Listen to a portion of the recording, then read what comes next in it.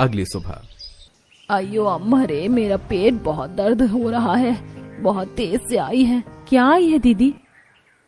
झाड़े जाना है कुशल खाना। यहाँ ये व्यवस्था कहाँ से मिलेगी? बहू एक काम करिए, मिट्टी की हांडी में पानी लेकर यहीं जंगल में कहीं बैठ जा। चीची अम्मा कैसी बातें करती हो, वातावरण कितना प्रदूषित होगा उससे। यहाँ जंगल में तो वॉशरूम भी कहीं नहीं मिलेगा, मैं खुले में शौच नहीं करूंगी। तभी मनीता पास ही एक बड़ा सा पेड़ का गट्ठर देखती है। राधा बस कुछ समय कंट्रोल कर लो, मैं जुगाड़ करती हूँ। फिर मनीता पेड़ के गट्ठर को एक नुकीले पत्थर से खोदकर एक कमोड तैयार करती है। अब बस इसके चारों तरफ की दीवार तैयार करनी है।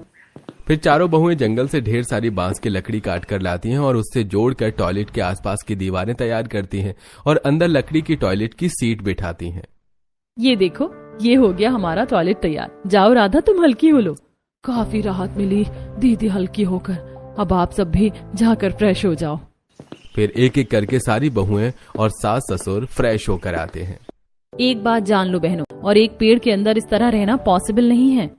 सारी बहुएं मनीता की बातों पर हामी भरती हैं। वहीं सभी पांचों बहुओं के पति थके हारे बारिश में भीगे हुए वहां आते हैं। क्या हुआ, आप लोगों ने रहने का जुगाड़ कर लिया? हम लोग बहुत गलत थे, रात भर भटके हैं लेकिन कहीं रहने का ठिकाना नहीं मिला। इसीलिए कहती हूँ यहीं सब लोग रहो, मिलकर रहेंगे तो सब हो जाएगा। ये टॉयलेट किसने तैयार किया? हम पांचों बहुओं ने भैया। आप सभी फ्रेश हो जाओ, तब तक हम खाने पीने का इंतजाम करते हैं। पांचों भाई बारी बारी से पेड़ से बने टॉयलेट में फ्रेश होने के लिए चले जाते हैं। बाथरूम तो कर लिया, लेकिन 2 दिन से ढंग से नहाए नहीं बहू। अगर ऐसे ही नहाने का कोई जुगाड़ हो जाता तो मजा आ जाता।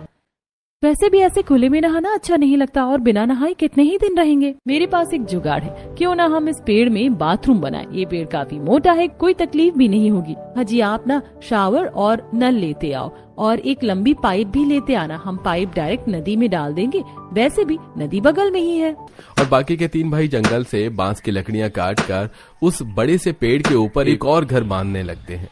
वहीं बहुएं पेड़ में नहाने के लिए बाथरूम बनाती हैं। ये लो, मैं नल ले आया। लाओ भैया, मैं इसे फिट कर देता हूँ। फिर दीपक नल और शावर बाथरूम में फिट कर देता है और सोनू पाइप का एक सिरा नदी में डाल कर आता है तो दूसरा सिरा नल से जोड़ देता है। अरे लो, हो गया नहाने के लिए पेड़ में जुगाड़ू बाथरूम भी तैयार। कोई सोच भी नहीं सकता कि पेड़ के अंदर भी नहाने के लिए बाथरूम हो सकता है। मम्मा ये तो बहुत बढ़िया है। वाकई मम्मा ये काफी बढ़िया है, इसमें तो पहले मैं ही नहाऊंगा। नहीं नहीं, पहले मैं नहाऊंगी। चलो मैं दोनों को नहला देती हूँ। फिर सभी बारी बारी से पेड़ में बने बाथरूम में नदी के ठंडे पानी से शावर लेते हैं। वाकई नदी के ठंडे पानी में नहाकर तो मजा ही आ गया। अब बहू बढ़िया सा खाना बना दे बस। बहुएं फिर से पेड़ के अंदर बने घर में जाकर सभी के लिए खाना बनाना शुरू करती हैं। और कल का बचा हुआ खाना भी खराब हो गया। जंगल का टेम्परेचर भी बाहर के टेम्परेचर से थोड़ा अलग है ना, इसीलिए। लेकिन दीदी ऐसे कब तक सामान बर्बाद होगा? अगर फ्रिज होती ना तो ये ना होता। जैसे बाथरूम और टॉयलेट बनाए हैं वैसे ही फ्रिज भी तो बनाई जा सकती है ना। बिल्कुल, बस हमें कूलिंग के लिए गैस की जरूरत पड़ेगी। दीदी भैया को कबाड़ी के यहाँ भेज दो, उसके यहाँ एक खराब फ्रिज पड़ी हुई थी, उसका कूलिंग सिस्टम मिल जाएगा तो फ्रिज बनाना भी पॉसिबल है। राज मनीता के कहने पर कबाड़ी के यहाँ जाता है, महज 200 रुपए में खरीद कर लाता है। ये लो मनीता, ये खराब फ्रिज का कूलिंग सिस्टम है।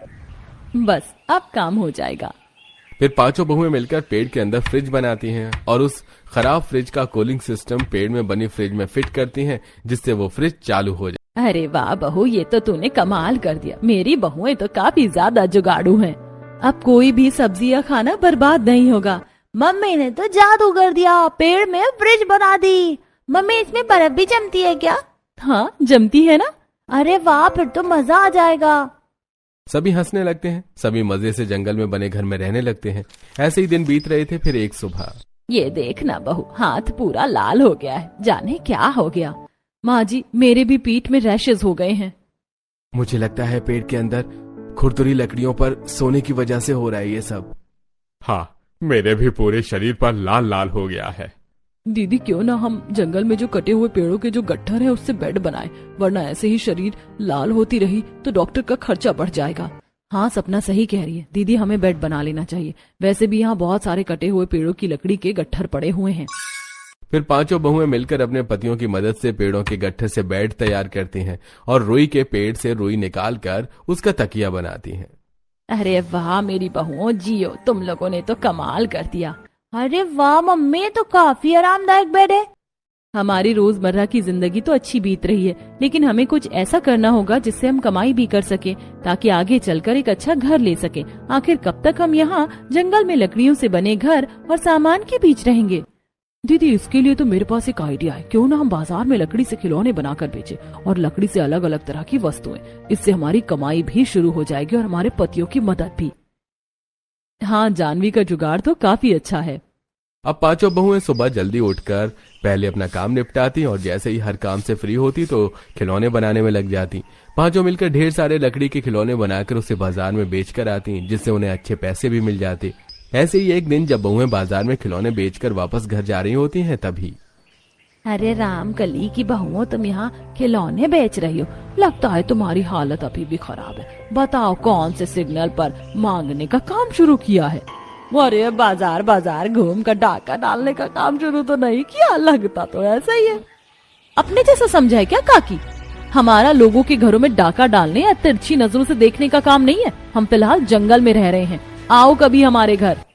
पांचों बहुएं इतना कहकर वहां से निकल जाती हैं। जाकर देखते कौन सा बंगला बांध लिया इन्होंने, वहां जाकर इनकी इज्जत की धज्जियां उड़ा देंगे। फिर तीनों औरतें जंगल में बहुओं का घर देखने के लिए जाती हैं। कहाँ रहती हैं ये पांचों कलमुही? अभी तक तो दिखी नहीं है। तभी मनीता को तीनों पड़ोसने सामने से आते हुए दिखती हैं। आओ आओ काकी, हम यहीं रहते हैं। हमारे पेड़ घर के अंदर चलो काकी, हम आपके लिए खाने पीने की व्यवस्था करते हैं। ये लोग सच में जंगली हैं, जंगल में जाने कैसे रहते हैं? तीनों मुंह बनाकर पेड़ से बने घर के अंदर जाती हैं। आओ बहन बैठो। ये घर तो अंदर से काफी बड़ा है और यहाँ सोफा कैसे आया? ये तो मेरी बहुओं ने बनाया अपने जुगाड़ से। वो देखो, बेड भी बहुओं ने ही बनाया है।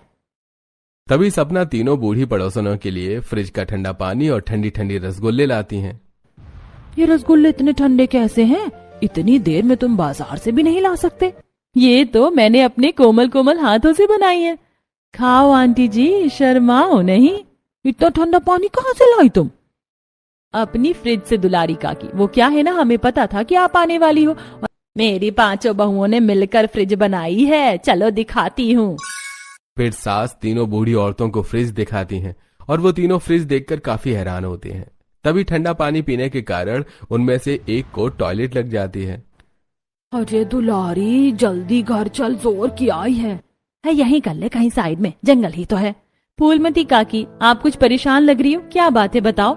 जोर की आई है और क्या बात है? तुम लोगों को तो जंगल में जाने की आदत है, लेकिन हम तो तुम्हारे जैसे नहीं है ना, गरीब भिखारी। कितनी जजमेंटल हो आप लोग। हमारे यहाँ हर सुविधा है। जब टॉयलेट जाना है तो बताना था ना। चलो मैं ले चलती हूँ। फिर मनीता फूलमती को उनके द्वारा पेड़ से बनाए गए टॉयलेट में ले जाती है और कुछ देर बाद बड़ा अच्छा लग रहा है, हल्का होकर तो मजा ही आ गया। तीनों पड़ोसने उनका पूरा घर देखती हैं और देखती हैं कि कैसे बहुओं ने अपने जुगाड़ से पेड़ से toilet, bathroom, fridge, sofa, bed सब बनाया है। ये देखकर उन्हें एहसास होता है कि वो उन्हें जज करने में कितनी गलत थी। तभी उनमें से एक, बहुओं और रामकली जी, हमें माफ करना बहन। हमने हमेशा तुम सबका मजाक उड़ाया, लेकिन तुम्हारी बहुएं वाकई काफी काबिल हैं। इन्होंने जो कर दिखाया है, ये तो हमारे बस की भी बात नहीं है।